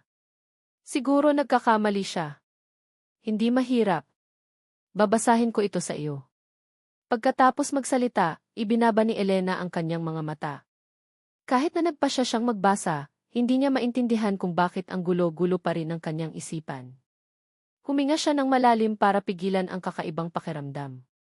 Matapos magbasa ng mahal kita, naramdaman ni Elena na ang kanyang tibok ng puso ay biglang bumilis. Hindi man lang siya nangahas na tingnan ang aking reaksyon. Mabilis niyang sinimulan ang susunod na pangungusap. Sa buong gabi, namumula ang mukha ni Elena, ngunit seryoso pa rin siyang binabasa ang buong talata. Nang matapos ang self-study, mabilis niyang itinatago ang kanyang mga libro, pagkatapos ay tumakbo palayo sa hardin. Kung mas magtatagal siya kasama si Nico, babaliw na siya. Inaantok na ako. Babalik na ako sa dormitoryo. Nang itaas ko ang aking ulo, tumakbo na siya. Pagkatapos, itinatago ko rin ang aking mga gamit na mailayuning mag-impake at umuwi. Sa mga weekend, pinag-uusapan ng lahat sa klase ang tungkol sa mga pagtitipon. Pareho naming tinanggihan ni Elena ang kanilang paanyaya. Pagkatapos magsalita ni Elena, bigla akong lumapit sa kanya. Ginagawa mo ba ang sombrero at guwantes para sa akin? Namula ang mukha ni Elena. Malinaw na nakita niya na nagugulat ang kanyang mga kamay. Hindi niya sinasadyang sinabi, hindi. Bakit niya nahulaan ng tama? Hindi pa nga siya bumibili ng sinulid. Kumuha ako ng magandang bag ng materyales sa pagniniting mula sa aking mesa at ipinasok sa kanyang mga braso. Ito na ang inihanda ko para sa iyo. Kumain ka ng marami. Dali-daling itinago ni Elena ang sinulid gamit ang kanyang libro. Naiintindihan ko. Matapos kunin ni Elena ang sinulid, hinaplos ko ang kanyang ulo. Sa Sabado ng hapon, dadalhin kita. Umuwi ka na. Saan? Malalaman mo. Kinabukasan, natuklasan ng kasama sa silid ni Elena na si Wang Xinyi na hindi umaalis si Elena sa kama maghapon. Sa buong araw ay abala siyang gumagawa ng isang bagay sa loob ng kumot. Nang bumili ng tanghalian si Wang Xinyi sa kantina, natuklasan ni Wang Xinyi na abala pa rin si Elena. Gumagawa ka ba ng guwantes? Kalagitnaan na ng Marso. Bakit may kailangan pa ng guwantes? Itinaas ni Wang Xinyi ang kanyang ulo, nag-isip sandali, pagkatapos ay biglang naalala na nakaupo rin si Elena sa ilalim ng kanyang kumot noong nakaraang katapusan ng linggo habang gumagawa ng scarf. Ito ay kahawig ng estilo ng lalaki, ngunit ang scarf na iyon ay nawala sa hapon ng linggo. Ngayon ay nagiging abala na naman siya. Mabilis na lumitaw sa isip ni Wang Xingyi ang isang kakaibang larawan. Dali-dali siyang lumapit kay Elena. Elena, may boyfriend ka na ba? Sa tuwing tatalakayin ang mga ganitong problema sa dormitoryo, mamumula ang mukha ni Elena, ngunit ngayon tila hindi siya nagkaroon ng reaksyon. Nag-iisip pa rin ba siya ng malalim? Nag-isip sandali si Wang Xingyi pagkatapos ay muling lumapit kay Elena. Matapos kumpirmahin na talagang tulog siya, tiningnan ni Wang Xingyi ang kanyang mga guwantes. Ang mga guwantes ay mukhang napakalaki. Talagang para sa mga lalaki. Bigla siyang nagsalita sa tainga ni Elena. Elena! Nagulat si Elena. Dali-dali niyang ipinasok ang pagniniting sa kumot. Ah! Sini, anong ginagawa mo? Anong ginagawa ko? Hindi ba dapat tanungin ko sa iyo iyan? Gumagawa ka ba para sa iyong boyfriend? Hindi. Mabilis na sinagot ni Elena, ngunit ang kanyang mukha ay namula pa rin. Ibinaba niya ang kanyang ulo. Tila gustong kumbinsihin ang kanyang sarili. Wala siyang boyfriend. Kung kanino ka gumagawa, para sa aking nakababatang kapatid. Alam ng lahat sa dormitoryo na mayroon siyang isang nakababatang kapatid. Ngumiti si Wang Xingyi at tumango. Sige na. Akala ko ay mayroon kang isang bagay na interesado. Nadismaya na kinuha ni Wang Xingyi ang bag ng tinapay. Narito, para sa iyo. Abala ka sa buong araw, siguro ay hindi ka pa nakakakain. Bumili ako ng sobra kaya ibabahagi ko sa iyo. Otomatikong binabalak ni Elena na tanggihan, ngunit naalala ang mga salita na sinabi ko sa kanya, sa huli ay tumango, salamat. Salamat sa akin. Muli siyang humarap sa mahirap na sitwasyon. Paano niya maibabalik kay Wang Xingyi? Marahan siyang kumagat, pagkatapos ay tiningnan si Wang Xingyi. Xingyi, anong gusto mong kainin? Tumayo si Wang Xingyi at tiningnan si Elena. Hindi ko rin alam kung anong gusto kong kainin. Siguro kahit anong bagay ay sapat. Kung gayon, mayroon bang isang masarap na bagay kamakailan? Napagpasyahan ni Elena na baguhin ang paraan ng pagtatanong. Kamakailan? Hayaan mo akong mag-isip. Seryosong nag-isip sandali si Wang Xingyi, pagkatapos ay masayang sinabi, naalala ko. Masarap ang bago nating fruit shop sa plaza. Tumango si Elena. Kinuha niya ang maliit na notebook na nakatago pa rin sa ilalim ng kanyang unan. Binuksan niya ang unang pahina at itinala ang pangungusap, gustong kumain ng fruit shop si kaibigan Wang Xingyi. Matapos isulat ang dalawang salita, biglang natigilan si Elena. Anong gustong kainin ni Nico? Tila gusto niya ang lahat, at tila ayaw niya kumain ng kahit ano. Biglang nakaramdam ng hiya si Elena. Napakabait sa kanya ni Nico. Ang dami niyang hindi alam tungkol sa kanya. Sa hinaharap, kailangan niyang obserbahan si Nico ng higit pa. Matapos isulat, tiningnan ni Elena ang relo. Malapit na magnegatibo 2:00 ng hapon. Sinabi ni Nico na dadalhin niya siya ngayon, pero bakit hindi pa rin siya dumarating? Tila gusto na niyang lumabas at maglaro. Habang nag-iisip, biglang narinig ni Elena na may tumatawag sa labas ng dormitoryo. Elena, may Elena ba sa dormitoryong ito? May naghahanap sa kanya. Mabilis na tumayo si Elena. Tumakbo siya palabas. Pagdating sa pintuan, natuklasan niya akong nakatayo hindi kalayuan. May hawak akong malaking pink na kahon. Sa tabi ko ay maraming babae na nakapaligid. Nabagalan si Elena. Nakaramdam siya ng kaunting asim sa loob ng kanyang puso. Ano kaya ang iniisip ng katabi? Hoy, napakaisip ni Elena. Halika na. Tinawag ko lang siya, at ang mga babae sa paligid ay agad na tumingin.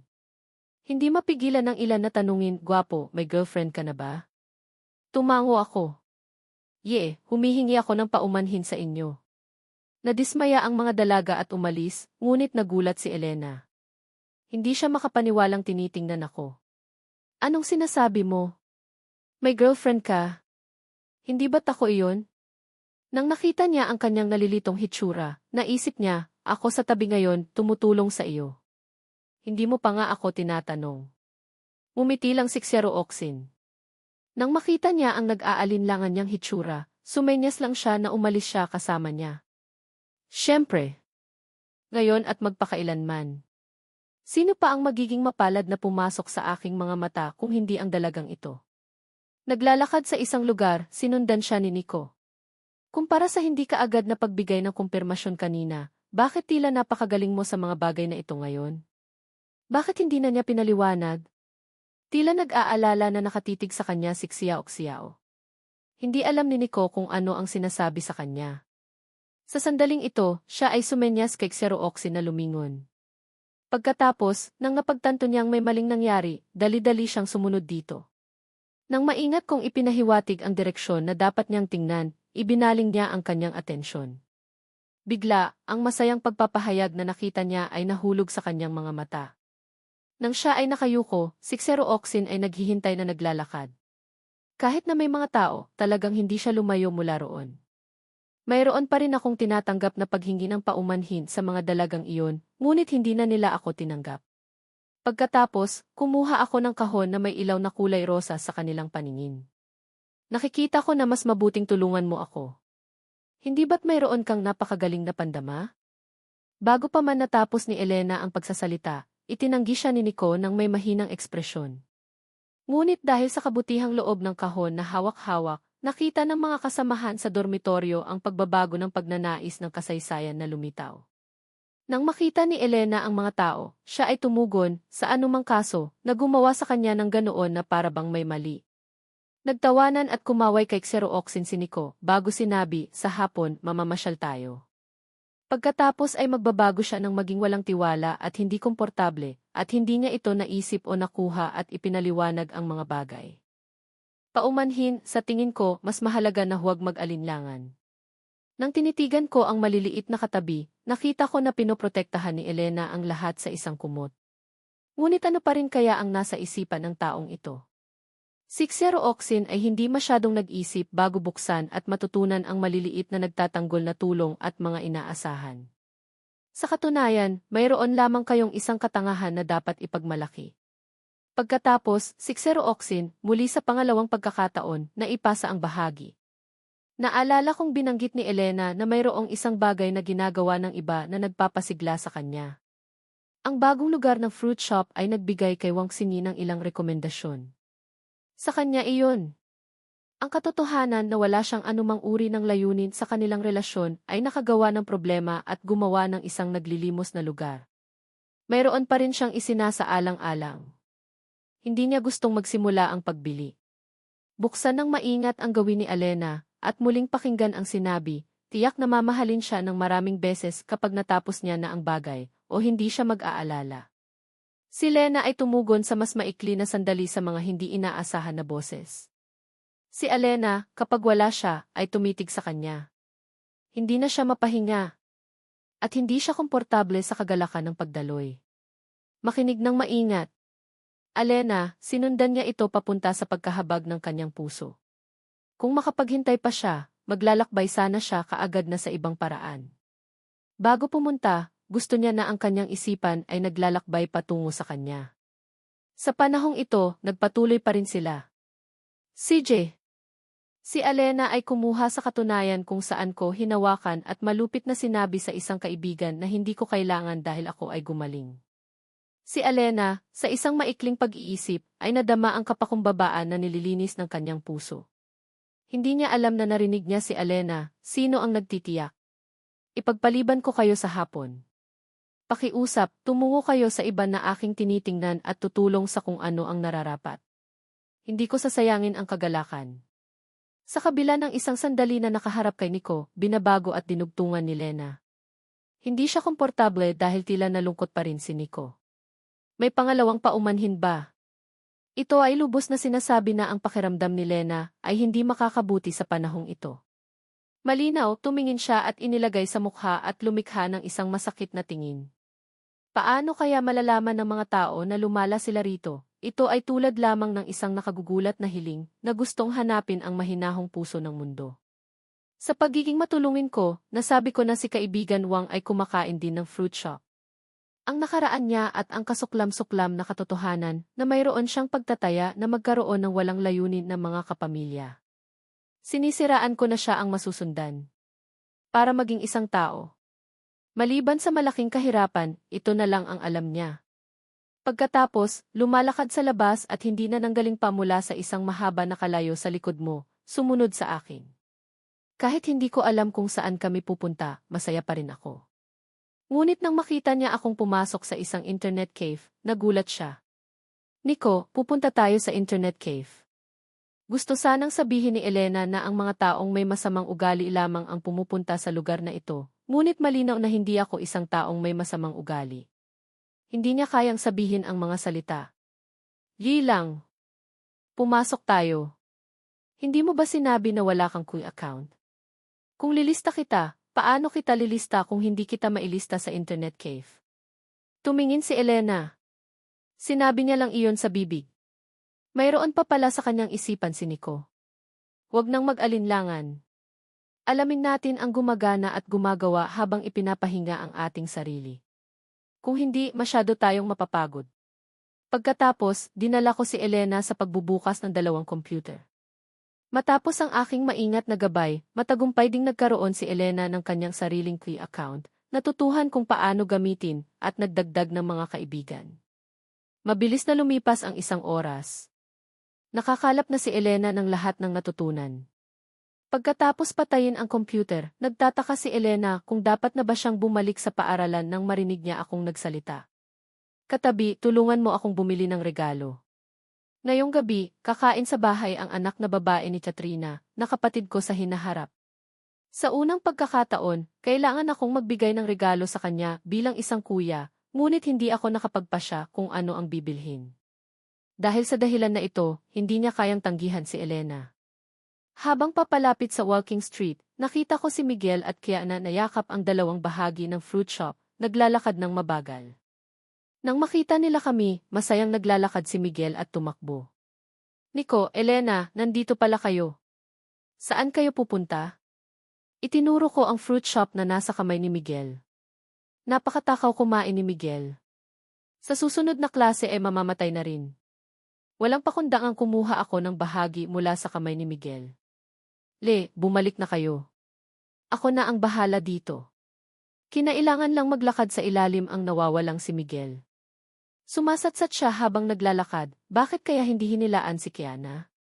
Matalim na ibinagsak siya ni Kiana sa likod. Hindi ako kasing taba mo. Medyo nagtataka na tinignan ni Elena ang fruit shop sa kanyang kamay. Nico, hindi ba't hindi maganda kung ganito? Anong hindi maganda? Kung hindi magpapapayat si Miguel, magkakaroon ng masamang epekto sa kanyang kalusugan. Huwag kang mag-alala. Kainin mo ng matiwasay. Kinailangan lang tanggapin ni Elena at iniisip na bibili siya ng drumstick para kay Miguel kapag kumain sila bukas. Bakit puti ang kahon na ito? Ito ay malinaw na pink na ibinigay sa kanya ni Nico kaninang umaga. Siguro pinalitan ang loto. Binuksan ni Elena ng maingat ang kahon. Nang makita ang yogurt sa loob, nagulat muli siya. Nico, hindi ito tatak na stellar. Naramdaman ni Elena na may mali, ngunit hindi niya masabi kung anong mali. Tama. Bakit niya ako sisinungalingan? Katabi, halika rito ng mabilis. Nakahanap ako ng isa pang hindi mailalarawan na tulong na pinamumunuanan at matuto ng ilang higit pang mga kadahilanan. Hindi ko kayang tiisin. Marahil ay tinawagan niya na ako. Pagkatapos kong mapadaan si Elena sa isang matagumpay na yugto sa mundo, tinitigan ko sa paniniguro ng kanyang nakangiting kaisipan dahil tila nangyari talaga siya sa isang lugar na wala namang dapat mangyari sa kanya. Hindi ka pupunta, kaya ilalagay ko roon si Elena? Hindi ako magtatagal sa anumang sagabal. Ako, si Wang, na nakalipas na dito, ay tumutulong din mula pa lang noon ay malayo na kami mula roon sa likod. Hindi ko napigilan si Lena at pinipigilan siya na umasa. Kung alam ng katulad mo na tinatrato katulad nito, magtataka kami. Pagkatapos, naglalakad ng napakaganda hanggang sa itago ni Lena at naayos ang sarili at nagtampisaw sa nakagugulo na paraan. Sa hapon na nagtatrabaho ako, nagising ako na ginising ng maingay na pagtawa. Ito na ang tag-araw ngayon, wala nga ang naunang dahilan. Sa halip, sa labas. Sa katunayan, bago ang lahat, sa loob ng maiksing panahon na ito. Hindi namin itutuloy si Lena na makatrabaho at sa halip, maghihintay na bumili ng mga regalo at nag-aalala tungkol sa anumang isaalang-alang. Sa kabila ng kanilang kahangahangang kadalubhasaan at pagpasa sa katotohanan, ayaw niyang maglaro ng kasama niya. Hindi malulutas ang mundo, 70. Habang sinasabi sa kanya ang kanyang layunin, ay may pag-aalala sa kaakit-akit na nagpapabilis na tila si Len ay gumawa ng kamalian. Sa kabilang banda, hindi namin dapat pinahihintulutan ang magkaengkwentro para maging higit pa, hindi kung ano, sa lahat at nag-aayos sa aking pakay at itinakda ang 2 tao. Ngayon, binabayaran ang 2 tao na may 100, kasama na ang mga naapektuhang malalayong nakaraan. Kung ano man, ito rin ang aking kailangan para magpakita ng suporta sa kanyang nakaraan. Tiniyak ko ba ang kaluluwa ng 70? Para sa kanila, si Nico ba ay kasama bilang magkakaibigan? At habang si Elena ay tumutugon sa kanyang nakaraan at nagpasya na ang 70, na nag-udyok sa kanila na ipagsama ang kanyang mukha. Sa kanyang kabuuan, hinahawakan siya ng bahagi ng paglalakad kasabay ng magkakaibigan, sa magkakaibang paglalakad na nagbabayad pa rin. Mula pa noong una, ipinasya na ako na si Elena ay maging palagi ang kasama ko at sa iyo ng parehong yugto. Ang tunay na nag-apela sa katapatan ang siyang tunay. Ang katapatan para pagbigyan sila at pinili na paginhawahin.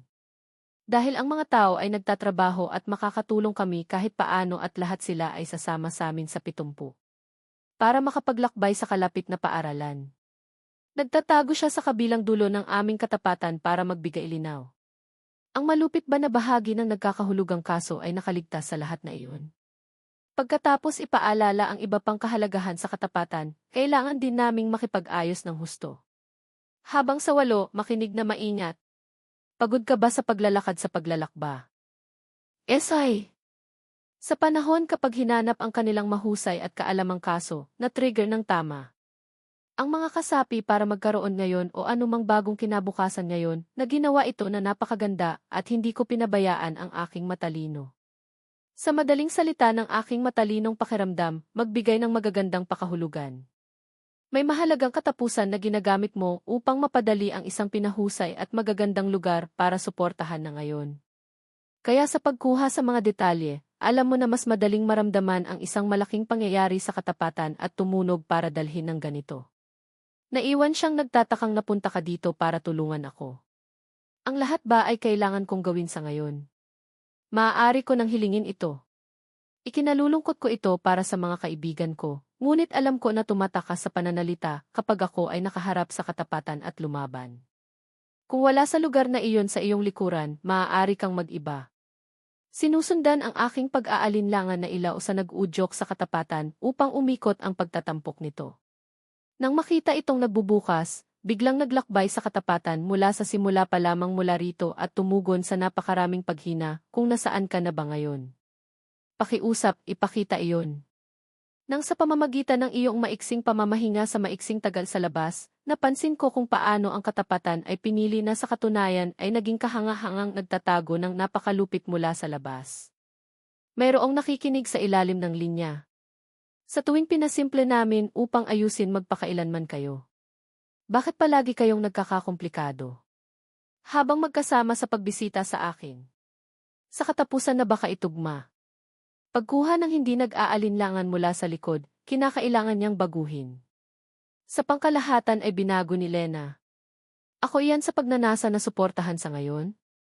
Anong gusto mo? Ang kadahilanan na nagpapahiwatig dito ay naglalarawan sa isang paksa. Kung hindi siya masyadong madalas na nakaukit, nang walang iba pang kalihim, nang walang ano paman. Para magtaguyod, ipakita namin ito sa akin upang malaman ang mga hindi mapakali. Sa katotohanan na lumitaw ang katotohanan. Sa kadahilanan sa pamamagitan ng iyong nakalipas na kaalaman. Salamat, sa halip, nakauwi lang sa pagkuha sa isang paglalakbay sa mga kadahilanan sa iyo, habang inilalatag ang pangyayari. Pakiusap na sundan kami habang naglalakad sa ngayon. Hindi ka na nagpapahayag ng kahit ano. Inilalagay mo ang iyong pakay sa paglalakad na may mga bagay nang hindi nagbibigay kay Wang. Maaaring hindi ko maisama sa pagtawag sa isang mahusay na kahalagahan sa kalmadong kaisipan sa bawat hindi paghahanda. Malinaw na mayroong isang bahagi tungkol kay Wang. Ang pangyayari sa kanyang kahangahangang isip. Sa napakaraming bagay na pinapaboran kang mangyari kay Nico na ang isang kasabihan tulad ng pagpapagalak sa pamamagitan ng kanyang katahimikan mula kay Elena. hilingin ng mataasan at ipakita ang ilang pagtitiis. Sa katunayan, mayroong isang bagay na ginagawa ng ilan na napakalapit. Mula sa kadahilanan at sinisikap magsanay, binabago ito at paglalakad sa malalim na bahagi na iyon. Hindi ko kayang makuha ang pagmamahal ng kadahilanan kapag naglalaro. Alamin na ang katapatan ay hindi kayang itanggi ka. Sa pamamagitan ng paghiling sa iyong kapurihan at sa sinumang ibang kasapi na nagtatago dito, ginagamit kita ngayon bilang isang pinagmulan dahil sa gawaing mahirap na maging bahagi. Magpunta para ipakita ang mga dahilan. Kapag naipasa na siya bilang isang mahalagang panauhin ay ini-apply namin. Kapag magkasama kaming lumayo mula rito. Nagagalak na paglaya ang kadalasang nakikita. Hindi mo siya papayagan na lumayo kung kaya't nakikita niya ang kanyang sariling pananaw. Ang dahilan ng katapatan sa ngayon ay kasing saya katulad noon kung saan walang pagtatapos. Mayroon pa bang makakalayo?